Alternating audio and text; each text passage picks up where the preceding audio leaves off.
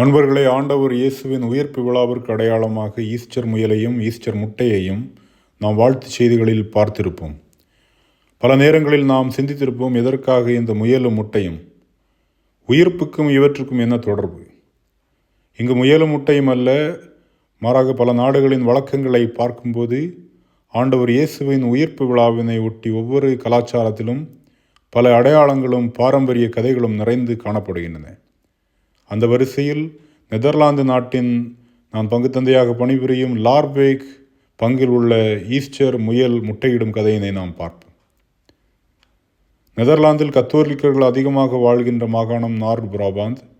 இங்குள்ள லார்பேக் பங்கில் சின்னஞ்சிறு மழலையர்களை கவருவதற்காகவே விசித்திரமாக ஒரு ஈஸ்டர் பாரம்பரிய நிகழ்வு ஒவ்வொரு ஆண்டும் நடந்து வருகின்றது. இங்குள்ள மழலையர்களிடம் உள்ள நம்பிக்கை என்னவென்றால், ஈஸ்டர் 2ஆம் நாளில், அதாவது ஈஸ்டர் ஞாயிற்றுக்கு பின்பு தொடர்ந்து வருகின்ற திங்கட்கிழமை இங்கு அரசு விடுமுறையாகும். இந்த ஈஸ்டர் திங்கள் அன்று பங்குத்தந்தையின் இல்ல தோட்டத்தில் ஈஸ்டர் பனி என்று ஆங்கிலத்திலும் பாஷாஸ் என்று டச்சு மொழியிலும் அழைக்கப்படும் ஈஸ்டர் முயல் வருவார். அந்த ஈஸ்டர் முயலானது யாருக்கும் தெரியாமல் தோட்டத்தின் பல்வேறு இடங்களில் ரகசியமாக முட்டையிடுவார்.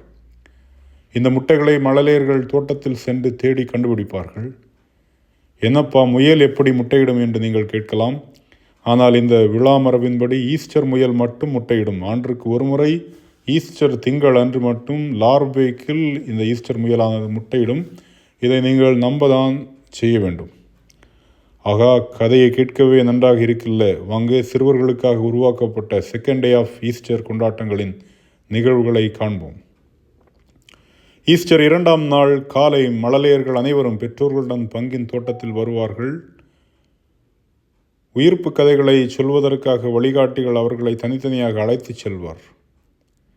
மழலையர்கள் உயிர்ப்பு கதைகளை கேட்டுக்கொண்டிருக்கும் பொழுதே பங்கு தந்தை ஈஸ்டர் முயலாக மாறிக்கொண்டிருப்பார். இங்கு பணி செய்த பல பங்கு தந்தையர்களும் இவ்வாறு ஈஸ்டர் முயலாக மாறியுள்ளனர். மழலையர்கள் இவ்வாறு உயிர்ப்பின் கதைகளை கேட்டுக்கொண்டிருக்கும் பொழுது திடீரென்று அவர்கள் கதையில் சொல்லப்பட்ட முயலானது அந்த மழலையர்களுக்கு முன்பு ஆச்சரியமாக தோன்றுவார். பாஷாஸ் என்று அழைக்கப்படும் ஈஸ்டர் முயலை பார்த்தவுடன் மழலையர்கள் பாஷாஸ் பாஷாஸ் என்று குதூகலிப்பார்கள். மழலையர்களை சந்தித்த ஈஸ்டர் முயல் தொடர்ந்து ஈஸ்டர் நிகழ்வுகளை குழந்தைகளுக்கு புரியும் வண்ணம் விளக்கி கூறுவார். இவ்வாய்ப்பை பயன்படுத்தி நம் நாட்டிலிருந்து எடுத்துச் சென்ற சில செய்கை பாடல்களையும் விளையாட்டுகளையும் மழலையர்களுக்கு கற்பிக்க முடிந்தது.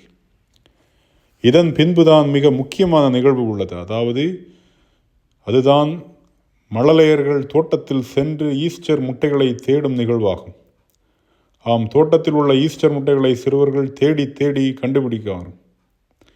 இது பாரம்பரிய நிகழ்வாக இருப்பதால் தோட்டத்தில் திறந்து விடப்பட்ட மழலையர்கள் ஈஸ்டர் முட்டைகளை எங்கு இருக்கின்றன என்று தேடி தேடி கண்டுபிடிப்பதிலே குறியாயிருப்பார்கள். அம்முட்டைகளை எடுத்து வந்து ஈஸ்டர் முயலின் கூடையில் ஒன்றாக சேகரிப்பார்கள். ஈஸ்டர் முயலிட்ட அனைத்து முட்டைகளையும் சிறுவர்கள் கண்டுபிடித்த முன்பு சேகரிக்கப்பட்ட முட்டைகளை சிறுவர்களுக்கு ஈஸ்டர் முயல் பகிர்ந்து கொடுப்பார்.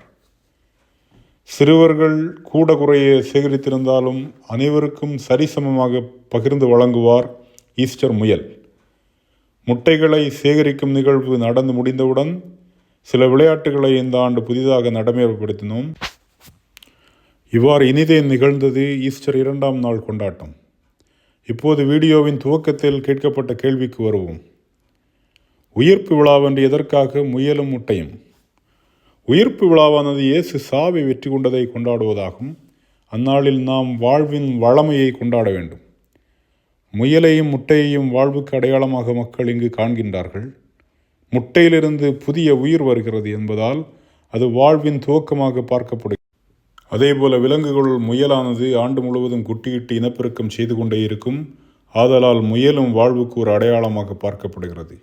எனவே இம்மரபில் இவ்விரண்டும் அடையாளம் பெறுகின்றன. அனைவருக்கும் ஈஸ்டர் வாழ்த்துக்கள். வளமையும் வாழ்வும் நம்முடன்.